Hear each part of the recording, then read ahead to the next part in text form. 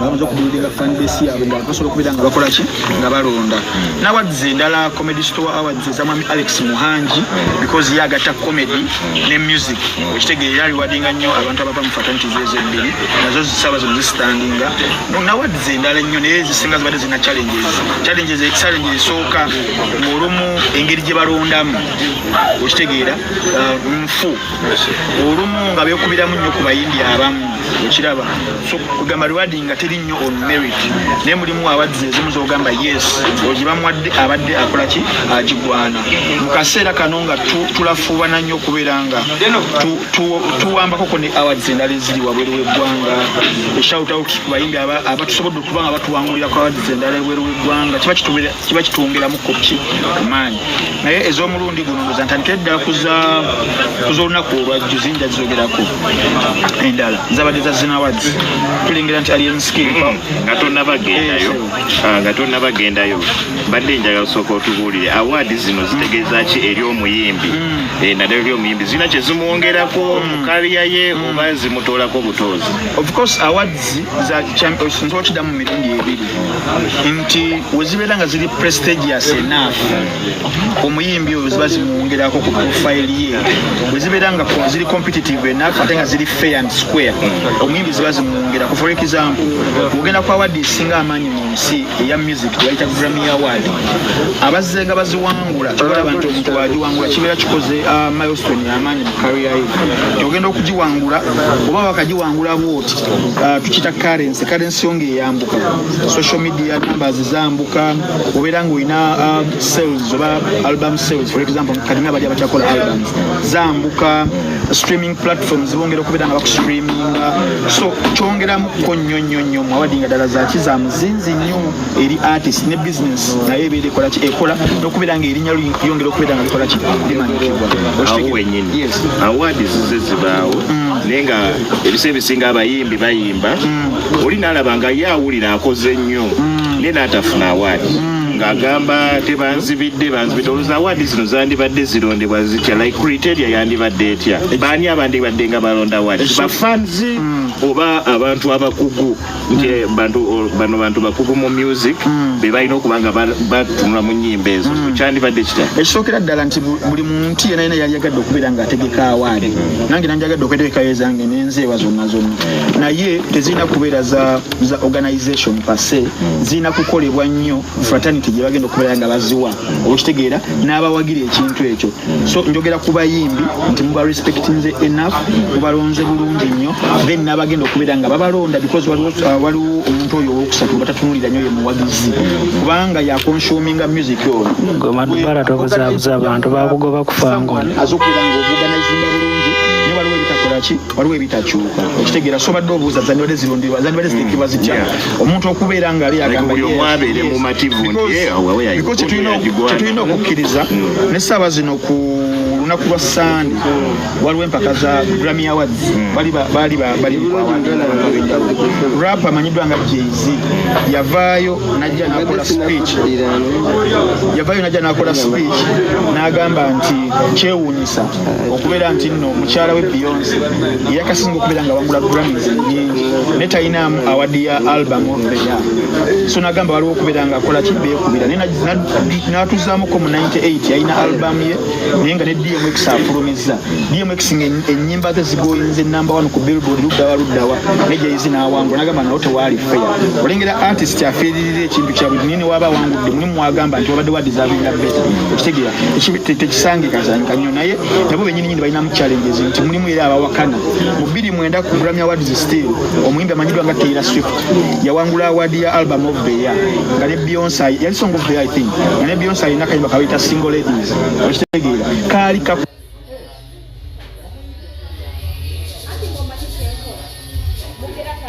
omuwala ali muku acceptance speech namugamba mukazi gwe deserving award eno ebadde ya Beyonce oba okitegeera so kizibu nnyo at any time award zino nga zigenda kuba zisanyusa nnyo bonna nekyali nyumye nnyo nti abakukuluma babeere batono okusinga kuba kikkiririzamu kati kyekyata awards za Uganda ezasooka zipama awards zatuuka ekiseera nga abayimbi bonna nga 90% bakyazikkiririzamu oba okitegeera naye nga zaali badde zitegekebwa zitya nti awarding system ebeera bweti wabeerawo kati criteria gye basetinga whereby ne babategeezaako nti bagenda kubeera awards bwezito, so you submit okitegeera kati nze mu 2023 bateekayo awards za hip hop awards nze yawangula media personality of the year Frank Ntambi okitegeera naye wali muyimbi media personality nenziwangula baite bagenda kumpa because nali anirule side eyo okitegeera naye nateekawo ku kibuli nempangula because teri muntu mala yakola kinali nkola n'ebiseera ebisinga balina obbaawo criteria ne musubmitting emirimu gyammwe kubanga basobola okusuuwinga omuyimbi asobola okusuuwinga singa omuteeka mu category n'omunominatinga nga takikkiriziganyizzaako olw'ensonga tulabye organizers ba awards nyingi nga bakozesa amannya g'abayimbi okufuna profile ey'amaanyi eri awards zaabwe olina kukozesa alien skin because w'amaanyi twalabira ali nominated abantu bagenda kuzijjumbira okuba nga bazigoberera abeere nga convincinga basponsors because basponsors babuuza nnyo numbers mbadde mmanyi nti baorganizers music balina kumuwulira buwulizi omuyimbi ne bakuyita buyisi nti wa nominated mu mateeka you have to submit gwe nannyini mulimu kubanga mulimu awards ez'ekifere nti olagenda kukozesa oluyimba lw'omuntu n'erinnya ly'omuntu zambuke ye tibyalimu bya kifere kakati mu mateeka tekikkirizibwa walina okubeerawo embeera abantu n'obategeezaako n'obagamba musubmitinga emirimu gyammwe n'obawa ne link for example n'oteekawo n'emisoso for example mulimu awards ezimu ne bagamba tugenda kunominating okuba ku nnyimba ezayingizibwa between omwezi weeguti paka omwezi weeguti kati ne mumanyi ennyimba ezafulumizibwa wakati awo zeziriwa naye kibadde kikola nnyo mu system y'abazungu because everything is dated ekyabwe fe mu ggwanga erya Uganda ebisinga tebiri nnyo dated tebiri documented nnyo kati n'oba kyaliwo challenge awo naye nga ovudde ku ekyo after submission process ne basubmitinga then wagenda ku phase eddako ey'okuzisengeka zigende mu nomination awo nawo wabeerawo hado baani abanominatinga so ebiseera ebisinga bacreatinga an academy ey'abakulu ofunye abamawulire abamanyi okukwata ku entertainment oba music nga baluddewo nga n'ekitiibwa bakibawa ofunyemuko okuba producers ofunye ku bantu ab'enjawulo abali mu music industry gye bayita academy nebeera nga yo yakikugu eri technical era gy'owa amaanyi agasembayo because bamanyi nnyo music on the ear okugiwulira then ofunayo ne percentage gy'ogamba nti noyaba fans okitegeera naye mu awards ezisinga nti academy yebeera n'amaanyi agasinga like 70% kibeera 70-30 ebiseera ebisinga 80-20 kubanga bali bakulu yeti omuwagizi ye abajja kwagala omuyimbi we oba oluyimba lwe regardless of oba lubi basi lubi kati nga bweyagala nnyo omusajja waffe musajja wani bigayi oba okitegeera so mu mbeera eyo wekito kibadde kitambula nti wabeerawo academy yaki y'abakugu then ne musengeka ne zigenda mu nomination okusinziira because submission zibeera nnyingi ne babeerawo paati eyo kati nga category ya nnyanya okitegeera kati ezimu ne muziwandulamu olw'obukugu bwe mugize ezimu ne zikola kyo ne zigenda kati awo n'okiteera abantu naye academy nekola omulimu gwayo n'osettinga dates nti ennaku z'omwezi katugambe zigenda bbaayo 26 tujja kukoma okukkiriza oba akalulu kafaanyi oba bikinga ennaku zonna za 23 kituyambe ziri ennaku esika tubere nga tweteekateeka n'okukulira abaana abawangudde nga womanyi ne bakuweereza invitation wakimu bawangula so obityo birina okubeera nga bitambula ku standard yabyo naye mu ggwanga erya Uganda tuli challenged nnyo nti n'emisoso egyo tugibuuka nnyo oba okitegeera kyobalaba nti ne batuuka ekiseera ne bawa omuntu awaadi oli n'akukuluma ng'olumu bambi naye ensonga agirina era erimu ebbumba kati Ntambi omanyi nnyo ebintu byebweru eyo zibit zigurami abayimbi ba wano batera nnyo okuboycottinga awards zino nga beekwasa nti nno babawa ebigiraasi byabwerere tebibaako ssente ebwero eyo kiri kiti awardi girako omusimbi girako ebbaasa awards zonna ez'amaanyi zigirako ssente naye bagibuildinga bwe n'obeera ng'okyetaaga nnyo okubeera ng'ogiwangula oba okitegeera nti kuliko ssente zibeera zigirako bati ekitiibwa ekyo kibeera nga bw'ogamba nti awangudde World Cup ekitiibwa kyabeera alina ekyo oyinza okuteekamu ssente ne ssente ne traininga ne muwa coach nyinga amagala kwangula World Cup yet sometimes n'ekigirako kibeera kitono naye ekitiibwa kyakyo oba okitegeera so abazungu abo batunda nnyo ekintu ekyo ne bakiwa a lot of prestige nti nga naawe okugifuna owuli osobola okuteekamu ne ssente nnyingi nnyo obeere ngaokola ki ng'ogifuna oba okitegeera so abayimbi n'aliraba kukkuluma tezibeerako ssente n'alirowoozezza bakikola olwa nti nno zina bano abateeka awards zino tebazaatakirako value eyo oba okitegeera nga bagamba muli mukukozesa mannya gaffe mbere nga mufuna ssente at least tugabanemukko ekyo bwe kijjiramukko naye zibakuba nga zibadde prestigious enough omuyimbi eyalifuubanye ennyo okubeera ng'akolaki ng'agiwa so abayimbi bagiramu anga eyo kubanga buli ategeka award ebiseera ebisinga babaze ba sponsors. Kati omanyi oluusi twogera bingi netetawa solution bwenga gwolowooza award zaffe okuddamu omuzinzi zibeere nga zizitowanga we twalabanga zipamu award zaali z'amaanyi nazo zigenda nga zigira olowooza twandibadde ki kyetwetaaga kyetwetaaga ennyo kyalibadde kiddayo nnyo ku ngeri gye tuyimusiza art as a whole kubanga essaawa zino I believe the artists abaperforming obulungi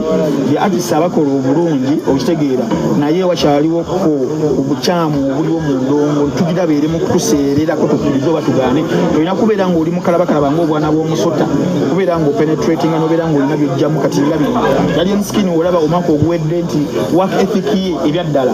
naye abamuwadde kitosobola kubeera ng'okola ki ng'ogaana ye tubiza by'abayimbi abalala beebase nnyo otulo so balina osooka ne baba mu kubongoota ne badamu ne batereeza waaka waabwe n'abeera mulungi industry nebeera ng'etambulira ku steady progress ng'etambula bulungi nnyo kati ababaye balesa zino za awards ebiseera ebisinga kijjirako ekyo already wabeerewo preparation behind ekikola ki ekiriko n'ekyokubiri nti saaliyagadde nnyo buli muntu ategeke oba okitegeera nti gyezikoma okubeera nga nnyingi ziruzinga valley ogenda mu ggwanga ery'Amerika balina American Music Awards okitegeera then abaddugavu nagala naffe katekolere BET Music Awards Europe negala katekolere European Music Awards okitegeera TV nga MTV nayo neekoleezaayo Grammy nga Academy neekoleezaayo naye nga buli omu erina constituency yaayo kuba block kebeera etapping nga teziri duplicated nnyo kati wali mu ggwanga erya Uganda ziri so duplicated nti zibeera nnyingi buli alowooza okubeera nga awadinga nga